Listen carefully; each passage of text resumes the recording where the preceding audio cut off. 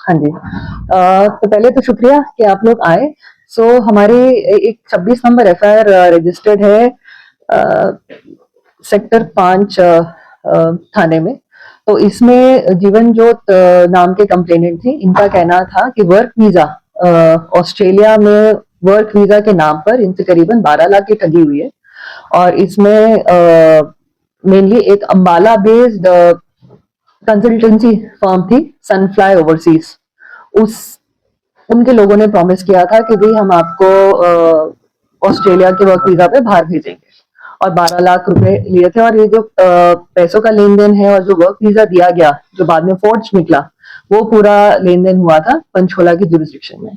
तो इसमें इन्वेस्टिगेशन करते हुए हमने 4 जो मेन कल्प्रिट्स थे उनको अरेस्ट किया गया है। उसमें एक हरप्रीत है, हरभजन है, एक चिराग सिंगला है और एक उनकी वाइफ नेहा सिंगला है। इसमें मैं बता दूं कि जो सनराइज ओवरसीज है, इसका जो ऑफिस है वो अंबाला मानव चौक में है, और it is owned by Harbhajan and Harpreet, और चिराग सिंगला वहां पर काम करते थे। मेन इनका कहना है कि ये हमने फर्दर एक और एजेंट के थ्रू वर्क वीजा बनवाया था, तो जिसमें ये फोर्जरी हुई है। बट प्राथमिक रूप पर हम कहेंगे कि वर्क वीजा प्रॉमिस भी नहीं कर सकते, क्योंकि इनको जो लाइसेंस था वो सिर्फ एक टूरिस्ट या स्टडी वीजा अवेलेबल करवाने का या उसके लिए कंसल्टेंसी ऑफर करने के लिए था। इनके पास वर्क वीजा देने की कोई लाइसेंस नहीं थी। कितने समय से ये लोग कर रहे थे? क्योंकि अगर इन्होंने अंबाला में ये चला रहे थे तो हो सकता है काफी समय से ये चीज चलती हुई। ये लगभग 2022 से ये इनकी फर्म चल रही है, और शुरुआत में ये मोस्टली सिर्फ टूरिस्ट वीजा या फिर स्टडी वीजा पे लोगों को भेजते थे।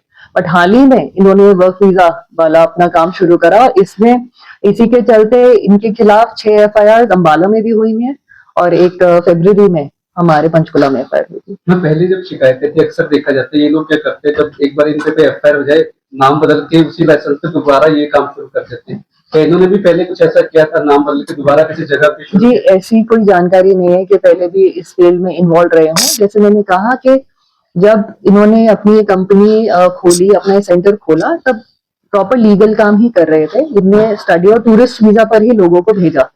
ये अभी रिसेंटली मतलब पिछले साल से ही इन्होंने लोगों को वर्क वीजा प्रॉमिस करना शुरू कर दिया, जो इनका मतलब परमिट नहीं था। कहाँ के रहने वाले ये अंबाला में इनका ऑफिस है, बट पीछे से यूपी के रहने वाले। क्वालिफिकेशन कितनी है? इस 10वीं 12वीं पास है जी। तो इन्वेस्टिगेशन नहीं कुछ है, क्योंकि हाल ही में जो अमेरिका में रिपोर्ट किए थे बहुत सारे केसेस अंबाला के भी थे। इनका कोई ऐसा था ये भी डंकी रूट के थ्रू लोगों को भेज रहे थे? जिनका भी था ऐसी चीजें? नहीं जी, डोंकी रूट का नहीं। मैं दोबारा से एम्फसाइज करना चाहूंगी कि इन्होंने जब अपना ये सनफ्लाई ओवरसीज सेंटर खोला, तब ये पूरा वैध काम ही कर रहे थे। पिछले साल से इन्होंने वर्क वीजा ऑस्ट्रेलिया के लिए लोगों को इंगेज करना शुरू किया, ऑफर करना शुरू किया है, जो इनको नहीं करना चाहिए था, बिकॉज इनके पास कोई वैध लाइसेंस नहीं है। और बाद में इनको भी पता चला कि जो भी हम वीजाज दे रहे हैं वो फॉर्ज निकल रहे हैं, तो इसलिए इस प्रॉब्लम पर की भी बात आ रही है ऑस्ट्रेलिया में। हाँ जी, कोई लूप होल की भी बात सामने आ रही है? जी जी। तो मेनली आजकल हमारे जो एंटी इमिग्रेशन फ्रॉड यूनिट है, उसकी नजर में आया कि एक पैटर्न है। मोस्टली जो भी फ्रॉड हो रहे हैं वो अक्सर ऑस्ट्रेलिया की वर्क वीजा रिलेटेड हो रहे हैं, और जिसका जो मोडस ऑपरेंडी है वो और क्लियर हो जाएगा जब हम इनके जो सेकंड चेन है उसको पकड़ेंगे। बट प्रथम दृष्टि प्राइमा फेसी ये है कि वो लोग कुछ कंडीशनल वीजा इशू कर देते हैं पेंडिंग डॉक्यूमेंट वेरिफिकेशन। तो जो 3-4 दिन डॉक्यूमेंट वेरिफिकेशन में लगता है व्यक्ति को, सॉरी मतलब प्रोसेस को, डॉक्यूमेंट वेरिफिकेशन को कंप्लीट होने में 3-4 दिन लगते हैं। तो उसी दौरान ये जो भी इनका क्लाइंट होता है उसको वीजा दे देते हैं, और व्यक्ति ऑनलाइन चेक करता है तो वीजा वैलिड होता है, और वो अपनी टिकट्स वगैरह करा लेते हैं और बाहर जाने का पूरा प्रबंध कर लेते हैं। बट बाद में वो देखते हैं कि जो हमारे डॉक्यूमेंट्स तो वेरीफाई हो ही नहीं, रिजेक्ट हो गया और हमारा वीजा भी रिवोक हो चुका है। तब तक वो अपने पूरा जो भी कंसल्टिंग फर्म है उसको पैसे दे चुके होते हैं, अपनी टिकट्स वगैरह बुक करा चुके होते हैं, तो ऑल इन ऑल उनको नुकसान हो जाता है। इनके साथ क्या इनके कोई और भी इनके साथ मिला हुआ, क्योंकि एक 10वीं पास तो ऐसा कोई फ्रॉड नहीं कर सकता? ऐसी बात नहीं है जी, आप अंडर एस्टिमेट ना करें इंडिया के टैलेंट को। चाहे 10वीं पास हो, चाहे 12वीं पास हो, चाहे 8वीं फेल हो, पर बड़े एंटरप्राइजिंग लोग हैं, कुछ ना कुछ लूप होल या जरिए निकाल ही लेते हैं। बाकी जैसा आपने पूछा कि इनके साथ और भी कोई इन्वॉल्व है, हाँ जी बिल्कुल इन्वॉल्व है। जो आगे इनके जिनसे ये वीजा लेते थे, वो भी एक शख्स है, उसका नाम मैं अभी नहीं डिस्क्लोज करना चाहूंगी बिकॉज इन्वेस्टिगेशन स्टिल ऑनगोइंग। तो रेड्स हो रही हैं, उसको भी जल्द ही हम पकड़ेंगे। अनुमान है कितनी ठगी कर चुके हैं लोग, कितने पैसे लेते हैं उस चीज के? जी, जैसे हमारा जो प्रेजेंट कंप्लेनेंट है, तो एक वर्क वीजा के लिए इन लोगों ने 12 लाख उसको चार्ज किया था। उन्होंने बताया कि इन्वेस्टिगेशन कितने नंबर, कितने लोगों के साथ ये चीज कर चुके हैं अनुमान? करीबन मेरे ख्याल से 10-15 तो एटलीस्ट हमें पता ही है, 10-15 ये एडमिट कर रहे हैं। 1 करोड़ के आसपास तो लोग कर चुके हैं। बिल्कुल जी। मैम पंचकुला की बात कर लेते हैं। पंचकुला में एंटी इमिग्रेशन फ्रॉड यूनिट भी बनाया गया है जी। लेकिन देखा गया है कि पिछले 6 महीने में 50 से ज्यादा एफआईआर दर्ज हुए हैं। हाँ जी। इसका ये मतलब निकलता है कि पंचकुला में लगातार इमिग्रेशन फ्रॉड हो रहे हैं। मैम अक्सर देखा गया है कि कई ऐसे सेक्टर हैं, सेक्टर 11, सेक्टर 15, सेक्टर 7 और सेक्टर 9 में काफी इमिग्रेशन ऑफिस जो है काफी बड़े बड़े ऑफिस बने हैं। तो क्या इनकी लगातार चेकिंग हो रही है एंटी इमिग्रेशन फ्रॉड यूनिट जो है उनकी तरफ से?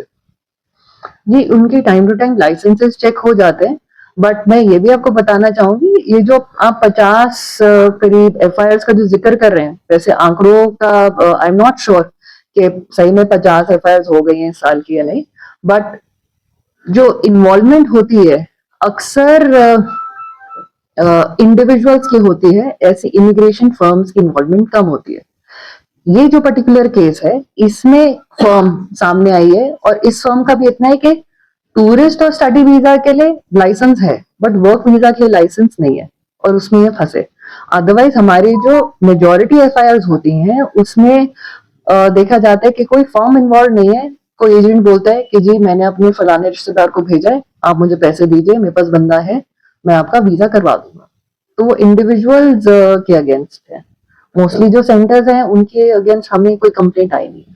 क्या कोई और भी स्टेट से इनका लिंक है? जैसे कि अगर पड़ोसी राज्य की बात की जाए पंजाब, तो देश में दूसरे नंबर पे इमिग्रेशन फ्रॉड में आता है, तो क्या पंजाब से भी कोई लिंक है इनका? बिल्कुल, हमारे जो मेनली जो सोर्स रहते हैं, जो सब एजेंट्स रहते हैं, उनका कहीं ना कहीं हमें लिंक पंजाब का मिलता है मेजॉरिटी के। मैम आप लोगों से क्या अपील करनी चाहिए ताकि इस तरह के फ्रॉड के अंदर ना फंसे? मैं सभी से यही अपील करूंगी कि देखिए, लालच के चलते या किसी डेस्परेशन के चलते कोई भी डिसीजन लेंगे तो उसमें काफी एक आप बहुत रिस्क उठा रहे हैं आप, क्योंकि अपने बहुत बारी माँ बाप अपनी पूरी जीवन की पूंजी लगा रहे होते हैं बच्चों को बाहर भेजने के लिए। तो मेक श्योर कि आप किसी रजिस्टर्ड फर्म के थ्रू ही जाएं, और यदि आपको कोई शक शुबा हो कि ये रजिस्टर्ड फर्म के पास प्रॉपर परमिट, प्रॉपर लाइसेंस है या नहीं, तो आप पुलिस से भी कंफर्म कर सकते हैं कोई भी ऐसा एप्लीकेशन देने से पहले।